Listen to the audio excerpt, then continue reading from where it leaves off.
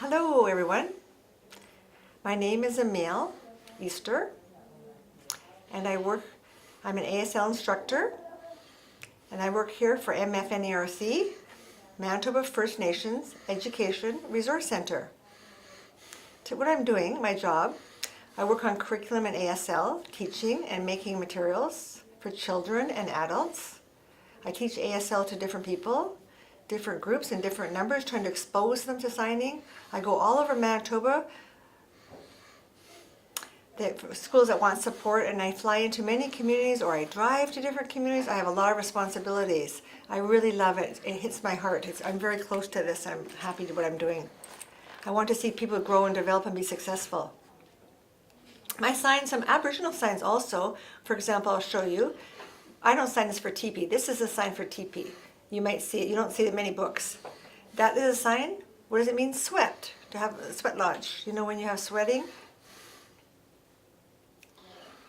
Elderly people, elders we call them, we use this sign for elders, for respect for older people because of the cane. And that's what we use. You see different signs around the world, but that's what we use here. Can you share something with me? What's your question about meeting different people? Oh. So there are many different people that you... How many people?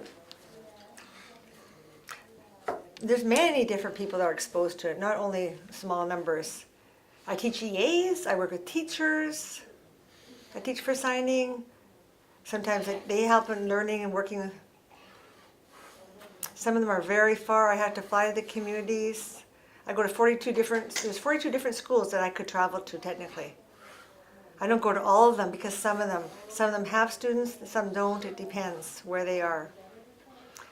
We have 2 deaf and hard of hearing instructors. We both work together, and other people do school screening to find out how the kids are hearing, if they need help, and then they contact me to go out and support the students. If there's a need, that's how I develop it. I would like to ask you, in these regions, do the deaf gather? Do you have like deaf clubs or festivals or? They come here to Winnipeg. Mostly they would come to Winnipeg. There's a lot of hearing people, right? And they're all mainstream, those kids in the communities. The deaf, we try to encourage them to come to Winnipeg once in a while so they can, for identity and meet other deaf people and see celebrations and events to join in. When you fly out there, how long time do you stay? On Monday, maybe to Thursday, Monday to Thursday sometimes. And I stay overnight, and it depends, or Monday to Wednesday. Sometimes I drive for the day, I could drive. Okay. It depends on what they want, the community wants, and the teacher wants, and the student wants. Sometimes I stay at night, I'll teach ASL at nighttime for an hour-and-a-half class. I might teach at the school, after school I'll teach and work. Anybody's interested, they can come and join my class. Okay. And they learn the basics. They just get started at the basics usually. And then if they want, we progress over time. We have a summer program here we offer. They stay at a hotel in Winnipeg. And then we have a course the last week of August for 2 weeks. They can come and we teach sign language. Not just me. I work with Vernon Jeb. He's not here today. And we work together, the 2 of us. Okay. Many people come. 50, 60 people sometimes come to our classes. From all over they come here. And I teach for 1 or 2 weeks. It's really busy, but I love it. It's a lot of fun. Okay. And it really inspires me. And the identity of Aboriginal deaf people is wonderful for them. Wow. I want to ask you, you said you were teaching children all around. You teach, oh sorry. Okay. But there are, it's children that don't speak. So do you teach them both at the, do you teach them all? I can teach both sometimes. Say they don't talk and they just do gestures and that. They can hear, but they can't speak. And they just use gestures. I'm allowed to teach them, support them if it's some ASL, and expose it to them. And the parents, if the parents want it, then we can support them. Wow, good work. Good job. Sometimes they're autistic maybe, they have different disabilities. It's good for them. Some of them do well. They come here maybe, they might come to Manitoba School for the Deaf, some of the deaf students, and see the deaf school and identify that they're the same as them and meet friends and things like that, and then come. Wow, right. Thank you. Great. All right. And then what do they do?